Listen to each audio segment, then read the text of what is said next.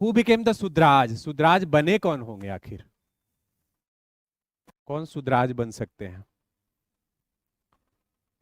अगर मान लीजिए आप ही का अगर पढ़ने लिखने में मन न लगे तो घर वाले क्या कहेंगे, आपको किधर रखेंगे? आप का पढ़ने लिखने में मन न लगे तो ब्राह्मण में तो आपको रखेंगे नहीं आपके घर वाले। और अगर आप लड़ाकू भी नहीं है, डरपोक आदमी है, तो क्षत्रिय में भी नहीं रखेंगे। और आप उद्यमी नहीं है, व्यापार भी नहीं अगर कर सकते हैं, तो आपको वैश्य में भी नहीं रखेंगे। तो ये शूद्र हुए कौन, कौन शूद्र कहलाए? तो शूद्र में कुछ वैसे आर्यंस हो सकते हैं जो दूसरे आर्यन से डिफीटेड हो गए हो। Getting the point?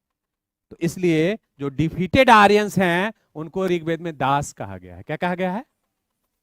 Defeated Aryan.